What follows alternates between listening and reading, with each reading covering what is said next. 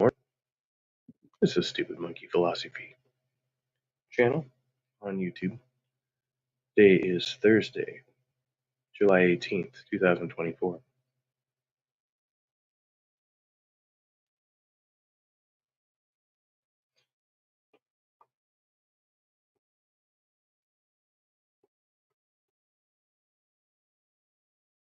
In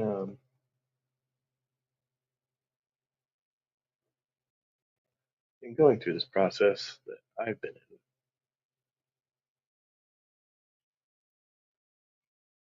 so I'm looking for something. I'm not sure where it is at the moment, so that's alright.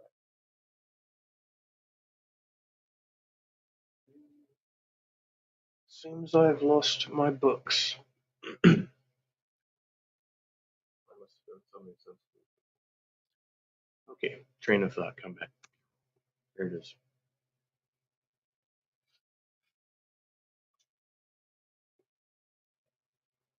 I noticed just a few complications here for me personally. Being in the sphere, the circle of um, recovery, as it were, in various programs. And I've tried various programs, and I'm still attending various programs because one doesn't seem to do the trick. And there's a couple issues with that. But first and foremost, outside of secular programs, which do exist, they are out there. Um, most uh, recovery programs insist on a spiritual program for recovery. Um, they insist that some type of spirituality is needed. I think it's a bit of a paradox for an atheist. I've heard some atheists who have said that you can be an atheist and still be spiritual. I take some issue with that. I think the very concept of spirituality is in contradiction to um, the claim of lack of belief for the atheist. Because if I don't believe in divinity, I don't believe in supernatural, then what is spirituality? What are spirits? What is the spirit?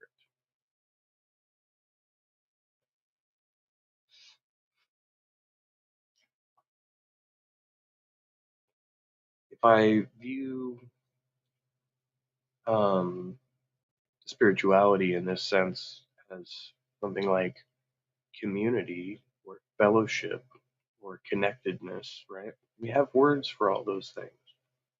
And none of that is none of that is what is meant by spirituality.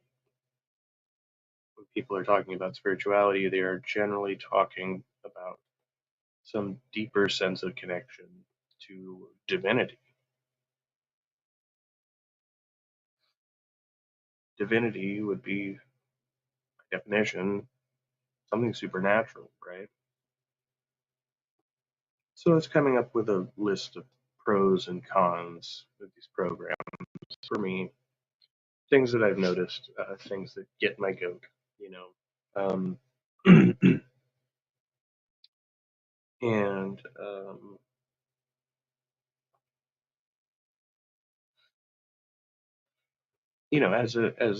being the person that I am an overthinker, and most of these programs will say that you need to keep it simple. And if you overthink it, then you're probably doing it wrong, and you're not going to be very successful. Right? But that's just not my style. Um, so and I've come to find, a lot of these um, programs also demand a certain sense of willful ignorance. They demand surrender of the intellect, of the will, right? Um, Once again, just not my style. Um, in some capacity, uh, the intention that's packed into this endeavor for me is um, is to get back in the status of leadership. You know, historically, I've been a leader in certain company. Uh,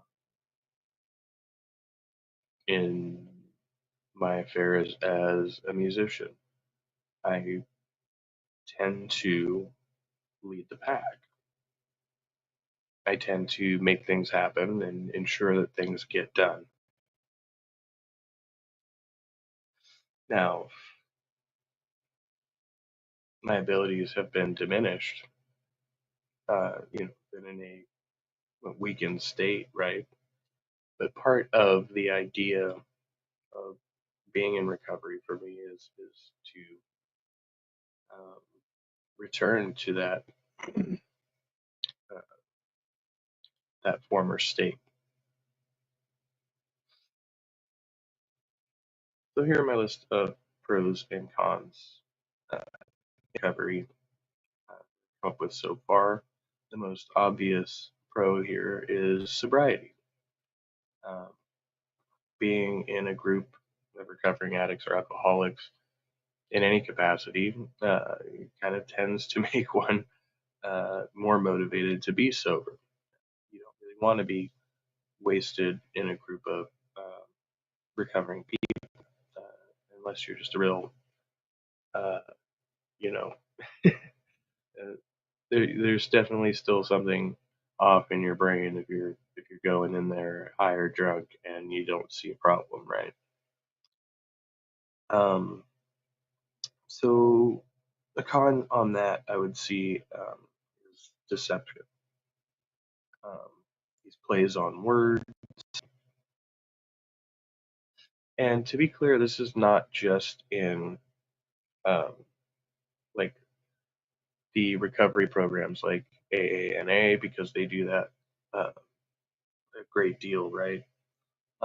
But also in the medical setting. If I'm in a treatment group through my healthcare provider, right?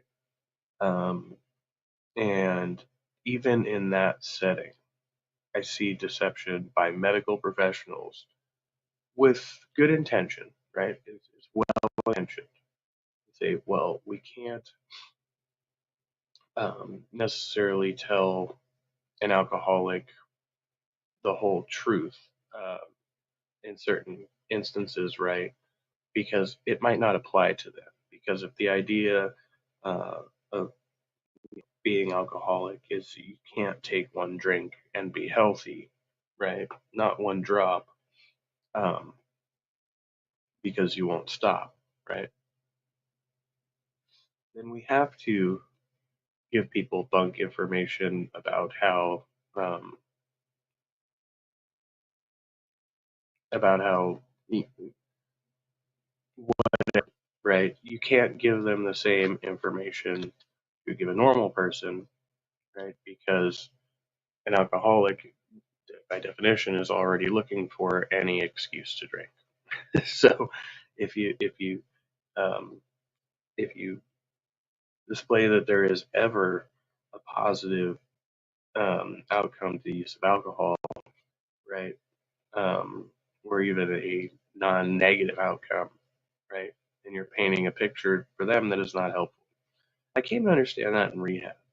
Um, so the second con plays in the first one is scientific and medical misinformation, right?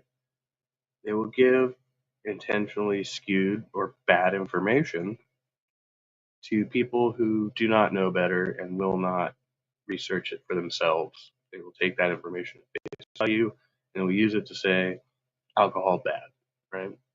And for them, that is 100% the truth. once again, if you are afflicted with this disorder, um, and well, we'll go back to that maybe. But if you are afflicted with this disorder, right, you are incapable of maintaining a healthy balance in your lifestyle. Right? So that in this case, the potential benefits or uh, what have you that might come, uh, the potential benefits are far outweighed by the consequences, right? So you'll never see the benefit because you will always fall into the most extreme action, right? Um, and I think that comes with knowing oneself. What I myself can and cannot tolerate is not the um, and it's funny because in the one sense they will they will clarify that most people don't have this problem, right? And they say it in all the programs, you know, you're kind of unusual, and yet on the flip side, they'll say that most people actually do have this problem, right? Most people who are alcoholics don't acknowledge it, or if they do acknowledge it, they don't seek treatment. Um, okay, we'll move on to the next pro here on my list. A positive social dynamic, which I tend to think that's true in most of the programs. Um, it varies from group to group, but um, but I think most of the programs do have um, a positive, uplifting, and welcoming uh, environment. Now, that's not to say that it's always a good thing. I've noticed, varies from room to room. Some of them do come off very culty, and it reminds me of being in a church. Um, and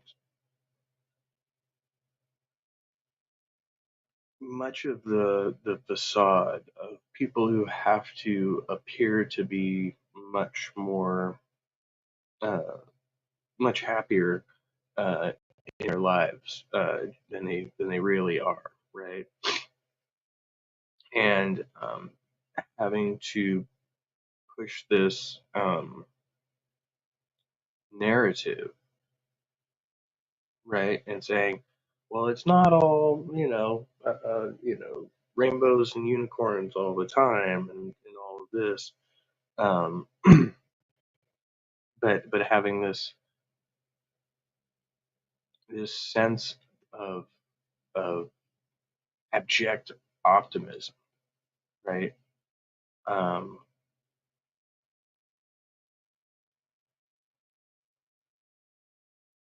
it's a good thing, but it can be off-putting.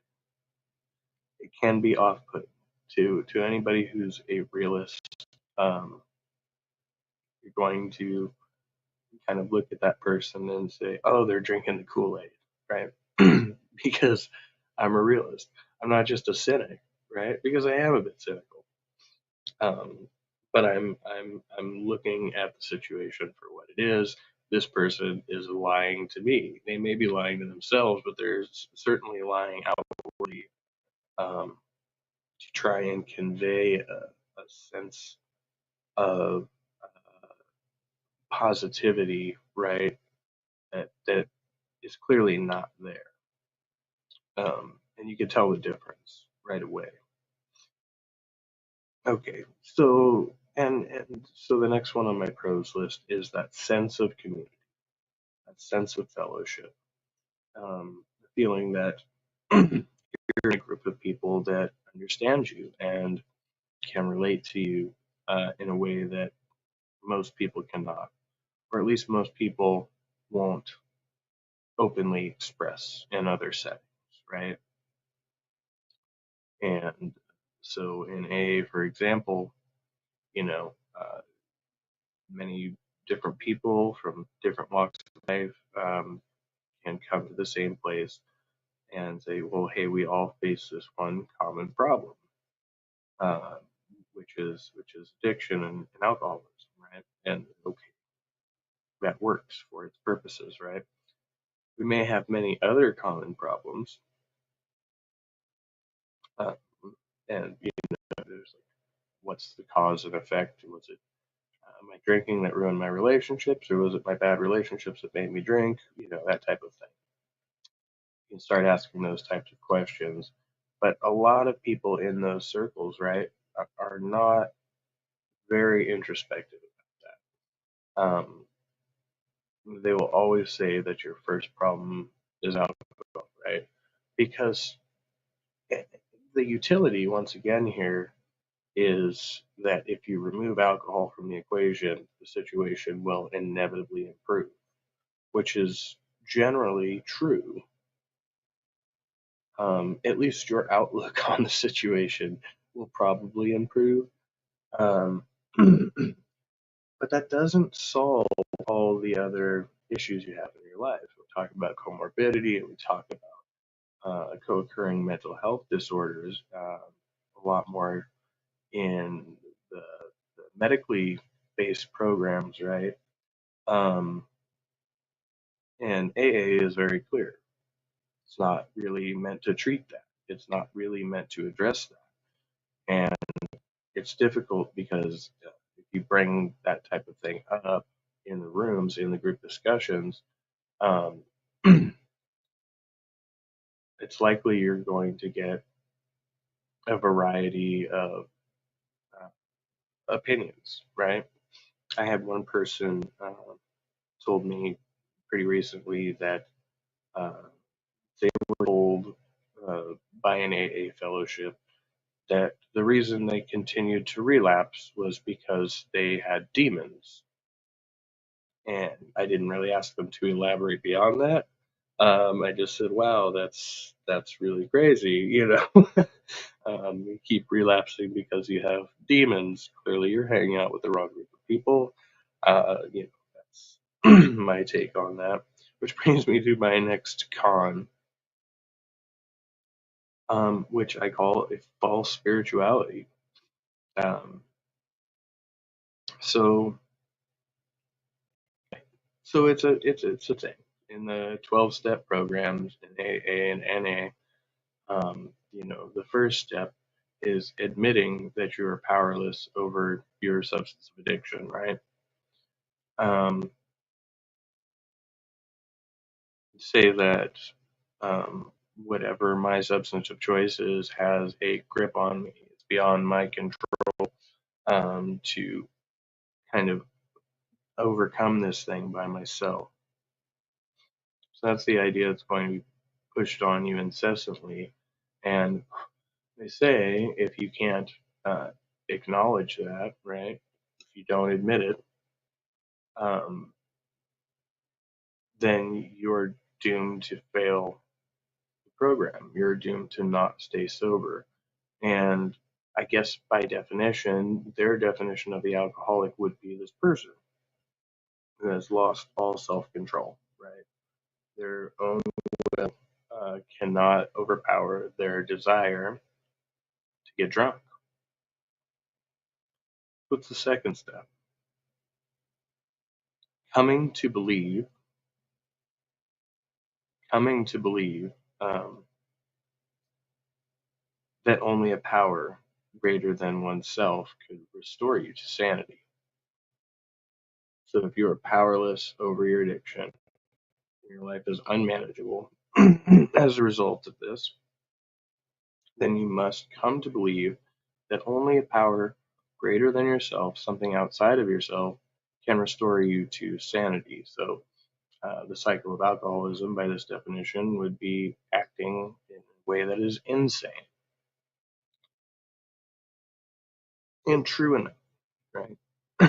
If you're doing something, you know the dangers, you know the harms, and yet you continue to do it, and you continue to do it with some frequency, um, right? Eventually, you'll face enough consequences that you'll say, "Oh, this is not having a net benefit, right? This is uh, counterproductive to anything that would be beneficial to me," and thereby is crazy. It's insane, right? Came to believe that a power greater than ourselves. What do we mean by a power greater than ourselves? Um, and so this is the assignment I'm on now. And when you think of a power greater than yourself, almost everything can be greater than yourself, more powerful than you individually, right? Um, well, two individuals are certainly more powerful than me, right? Um, Furthermore, there could be just one individual who is more powerful than me, right? Just because a thing can overpower me, does that make it greater than myself? Does that mean that it would restore me to sanity? You would say could restore me to sanity. Um, but the sense that you are powerless and yet must find an entity or a group of entities more powerful than yourself.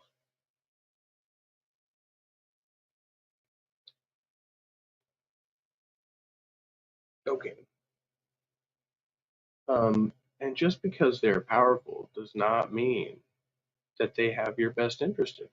It doesn't mean automatically that they're going to um, produce that outcome that you're looking for, right? So it can't just be any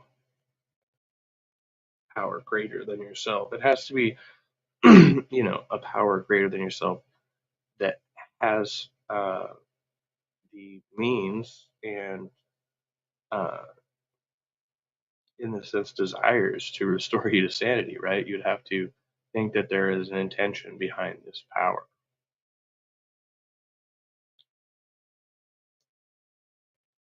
which leads you to kind of to the next part, right?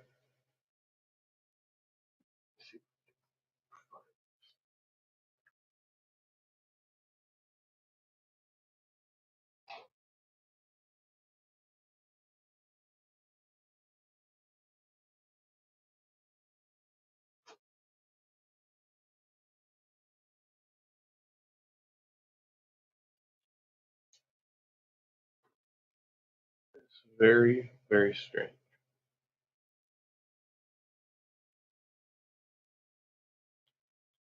So I ought to have a small stack of books, like right here.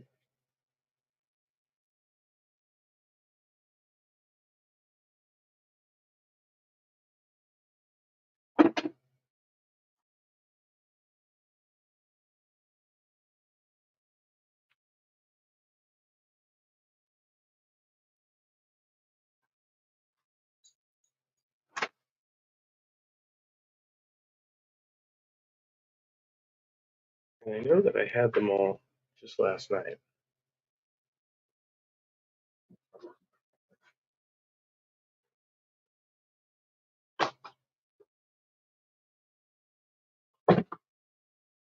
This is going to be really frustrating because I need these books to.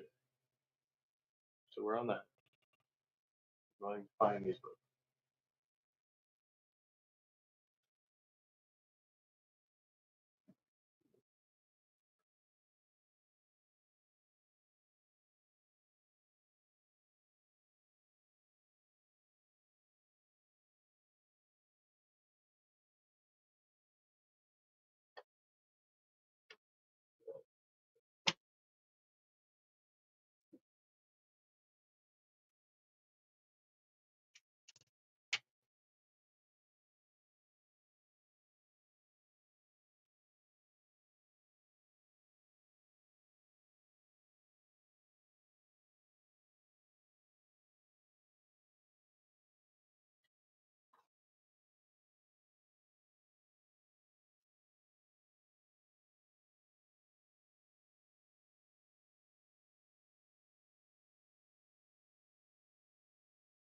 Wow, man, that's really crazy.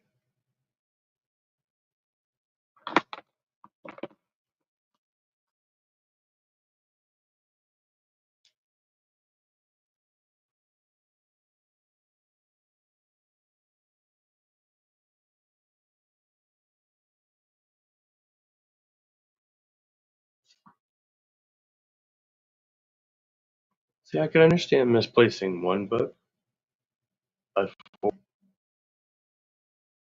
where do they go?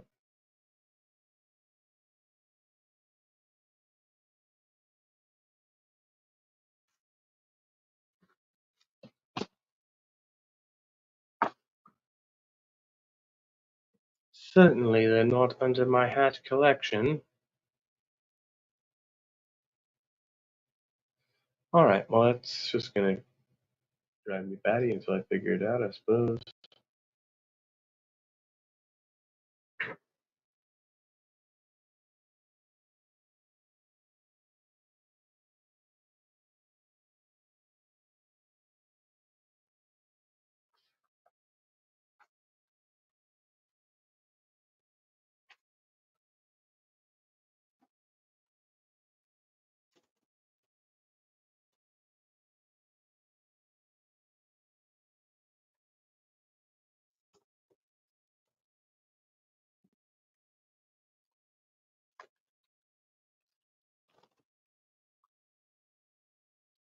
All right, so I guess we're gonna just sit with that one for a minute until we figure it out. It doesn't make a whole lot of sense. Books are just gone. They're gone? What do you mean they're gone?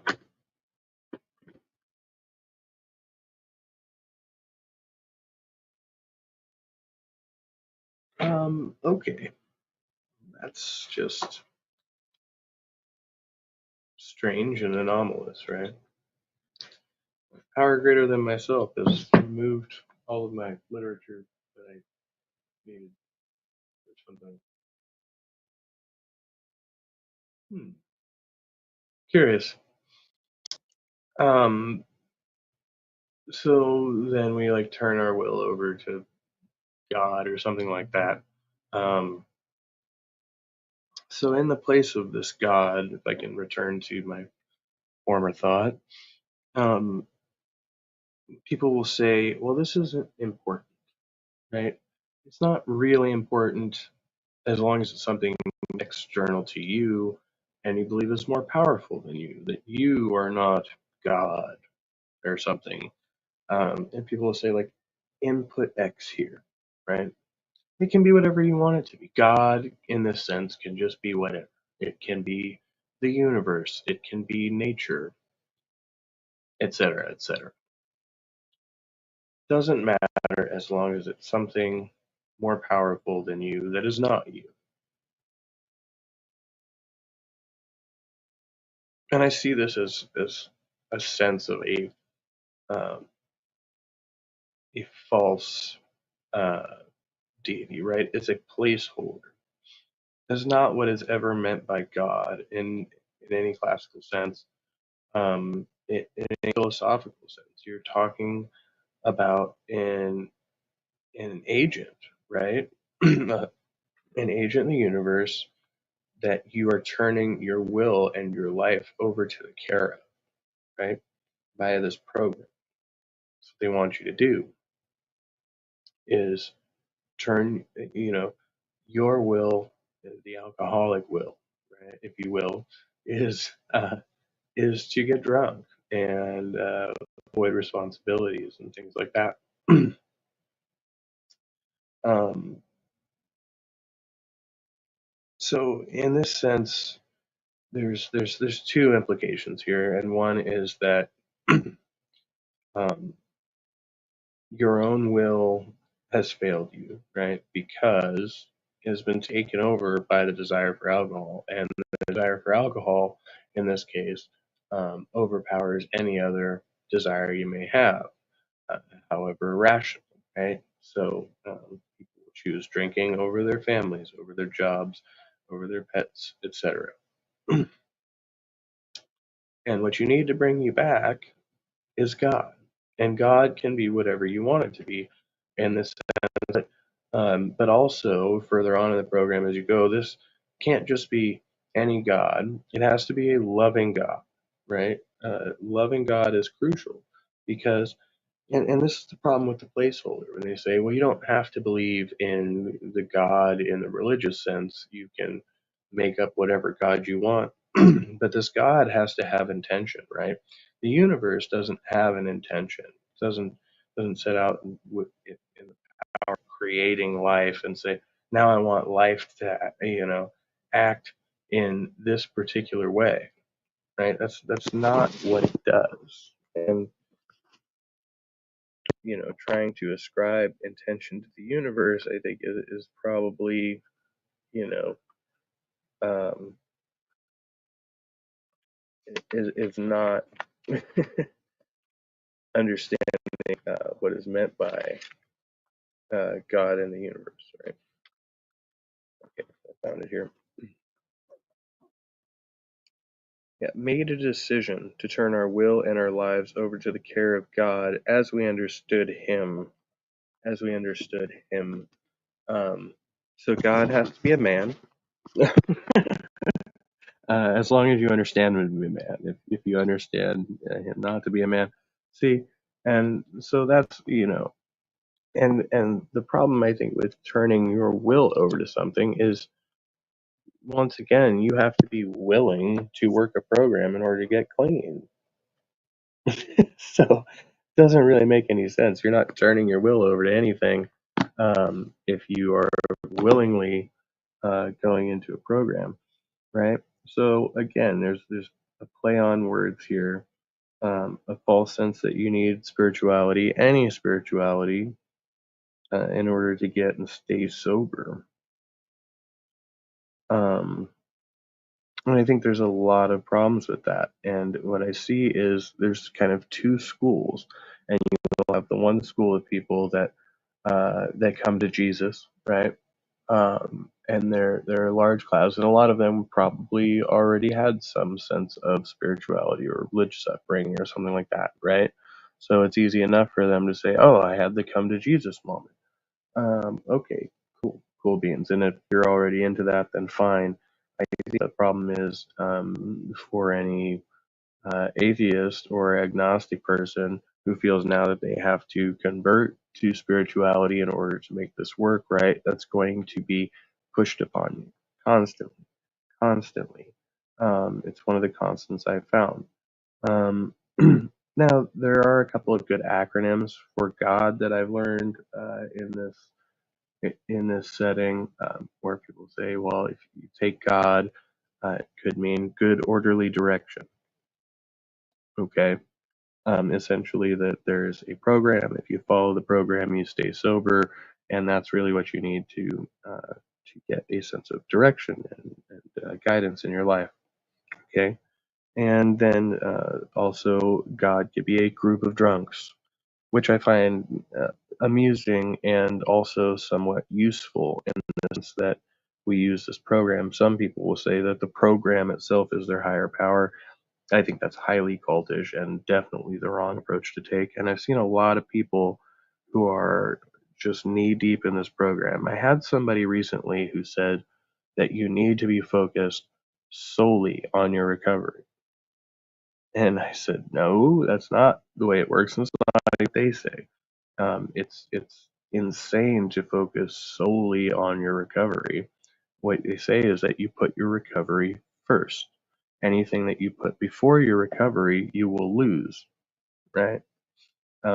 Because inevitably you will relapse, and that's how you end up losing all the shit that's important to you. But if you focus solely on your recovery, you focus solely on whatever particular program it is you're working, you become a cult member. You become an entity of that program. And in a lot of cases, and I've seen this, that people lose everything else in their lives as a result of this, which is, some people might see it as a positive because in their minds, they are cutting toxic people out of their lives, including and not limited to their pre existing friends, their family members, in some cases, their own children. because for them, their sense that their addiction is so strong that even the slightest hint of temptation means that that person is toxic to you, right? And so they become more and more inundated into this program, and this becomes their family. These become their circle of friends, and this becomes their whole life is service to this program. And that's the only way they know. And for people who cannot otherwise stay clean or sober, I mean, okay, I guess you have to do what works for you. But I do think that if you allow it to, the program is designed in such a way and um, could really influence a person's way of thinking. Um,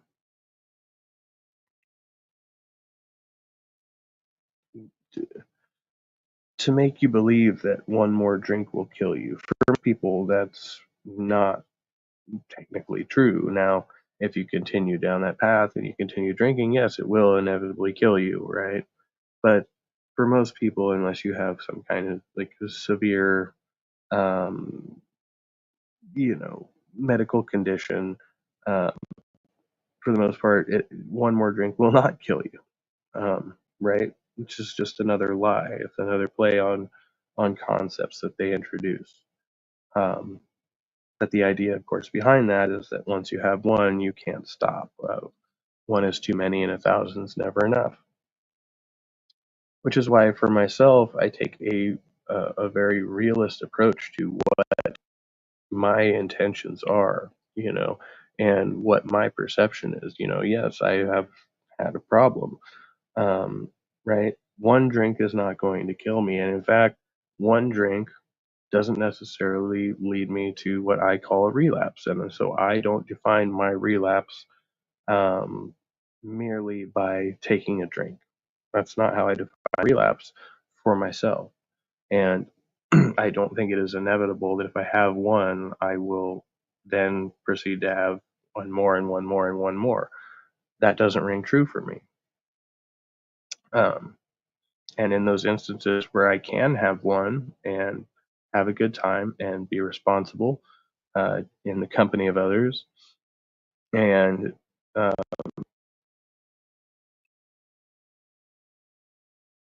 and I can clearly define kind of a motivation there, where it doesn't become a cycle, right? So for me, it's a change in the pattern of behaviors in my interactions with people, um, and in the way that I experience the world, right? Because when I realize um,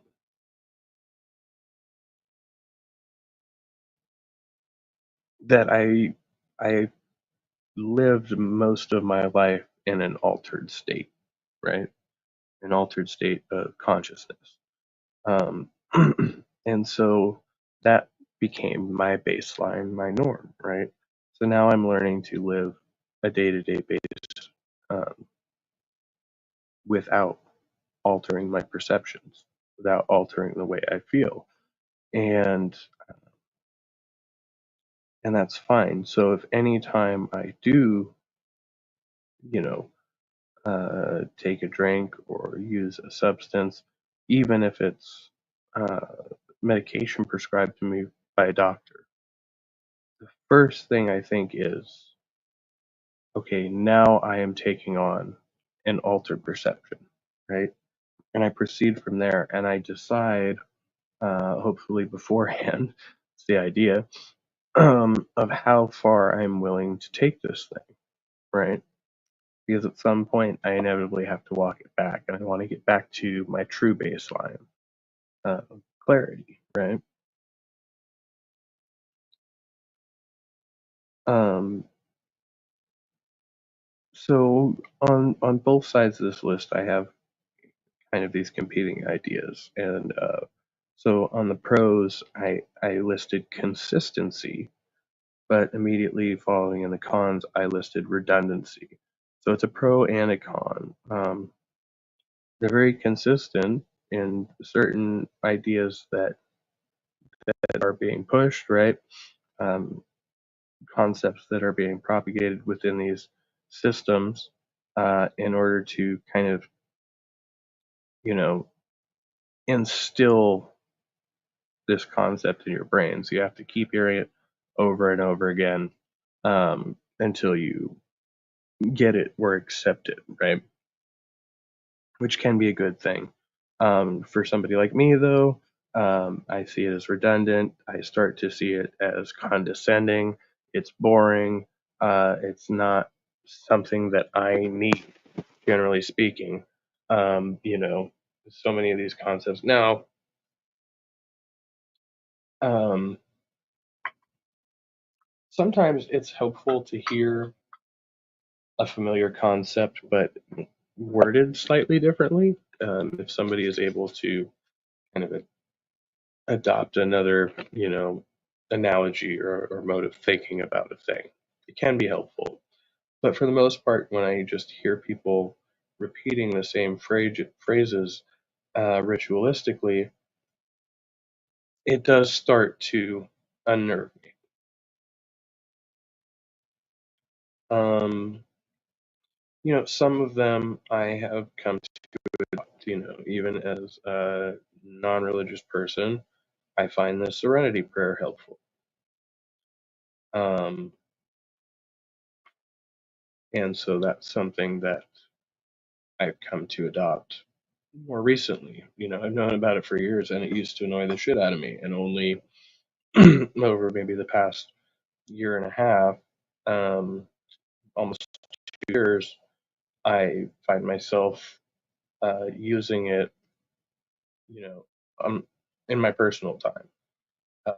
When I'm having certain difficulties, it comes to mind, and I use it, and it's helpful. So I don't mind doing it in the meetings now. Hey, good morning, Christian Carpenter. Good to see you.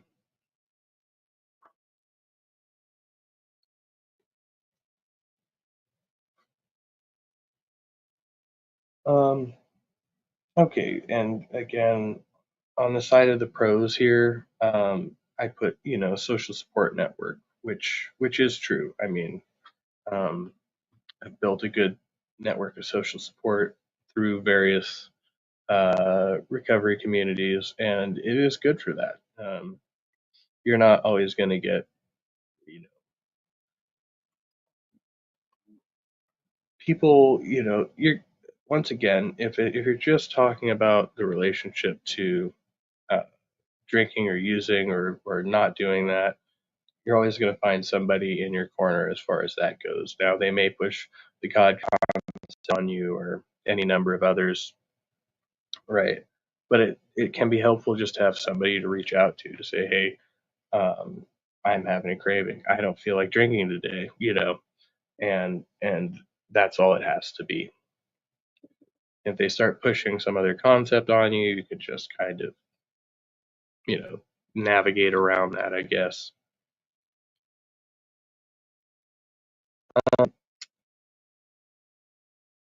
The last two I have on here on the list of cons are a lack of nuance and a lack of acknowledging certain benefits that can come from mind and mood altering substances. You know, and I've even heard some people in recovery are, forming groups that acknowledge the benefits of, say, psilocybin or things like that, um, which can be helpful in the process of detoxing from other substances. They can be helpful, and that's acknowledged by the medical community, by the scientific community, right? It's only in recovery communities where they say, oh, no, you can't do that unless you get into this particular subgroup that says, actually, we do that. And it hasn't caused any of us to relapse on the other substances that we had a problem with. Um, Psychedelics, psilocybin, hallucinogenics are not generally considered to be addictive substances. Um, Now, people can still abuse them, right? But they don't have the same issues with dependency that come with other drugs and alcohol, especially. And in many cases, people do claim to have spiritual epiphanies and spiritual experiences on those substances, which are then largely discounted by other people in recovery groups that say, well, you were just high, man. Um, I myself have had, I'd say, the closest thing I would call to a spiritual experience was probably under the influence of mushrooms.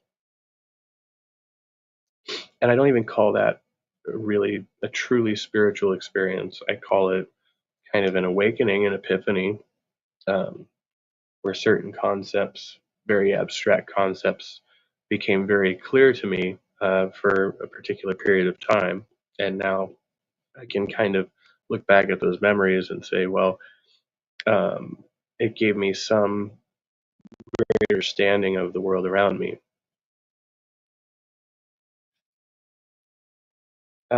But really, I think it's better. It serves better as a temporary state to say, oh, well, I was able um, to take on that perception for that period of time and carry that experience forward with me and want to be like that all the time. If I were in that, that state all of the time, I would appear to be a crazy person, right? It's only in the sense that I can come back to a lucid state and carry uh, the knowledge of that experience with me and rationalize upon it that it makes sense. Because otherwise, I could be wandering around here talking about pond scum and sunbeams, and you'd be like, "What the hell's this guy on?" Um, but only in the sense that I can return to a sober state and rationalize about it and introspect about it. Is it useful to me? But again, in these recovery circles, they're just going to say not one drug, not one drink, not ever. I don't think that's realistic. And you'll hear them say that. Well, that's why one of the mottos they say is like one day at a time, because most people who go in there and say, I'm not ever going to drink again, I'm going to stay sober forever, et cetera, tend to be the ones who fall the hardest, right? At some point. They may maintain some years of sobriety, but as long as they have that outlook, they tend to be the ones who, when they relapse hard, and and they keep falling, right? Because once you adopt that mentality and say, I'm never going to drink again, well, then if you drink again, you consider yourself a failure. And that spirals into descent back into that cycle. Whereas, if you adopt the mentality that, hey, I can slip and I don't have to fall, um, I slip and I can catch myself and I can come back and I can recover from this. And that's why the concept of taking it one day at a time is so important. Because if you have a slip yesterday and you say, oh, well, that means that I can't go back to the program tomorrow, right? You carry that sense of fear, that sense of guilt and shame with you. Well, then it's just going to perpetuate the cycle of drinking and using, and so it's not helpful. And I know some people like this who are like, oh, I'm doing this program once, and I'm going to get through it as if it's a thing to be gotten through, and never going to relapse. All of this stuff. I'm like, cool. I hope that works out for you, but chances are it probably won't. If you come in that hard edge, one of two things is going to happen. You're going to become a cult member, or you're going to become a relapser who can't go back to the program because you have the shame that you said, one and done, and that wasn't the case. And now you have to go in there and accept, what you'd consider to be a failure. Um, they say in these programs, they say progress, not perfection. Because perfection is an unreasonable expectation. Making continual progress is a very reasonable expectation. If you think you're going to get it all right the first time, you're probably fooling yourself, right? Um, so, you know, easy does it. I'll go with the cliches. Uh, I'm going back into my program. I am taking a very small quantity of some of the medications that have been given to me to try and just stay on track. I got to go into Kaiser today. I'll go do the noon meeting and just keep on going. It's Thursday, so there are a lot of options for me tonight as far as programming goes. And I think I might mix it up a little bit because I've been doing a lot of AA. And yeah, I think I just need a little bit of a change of pace. So that's where I'm at this morning. It's been well, it's going to be a long morning, but that's okay because we're here to experience today in the fullest. Sun up to sundown. Uh, Stupid monkey. I think that's all my thoughts for now. Um, Hope everybody has a wonderful and productive day, and see you next time. Stay trusty.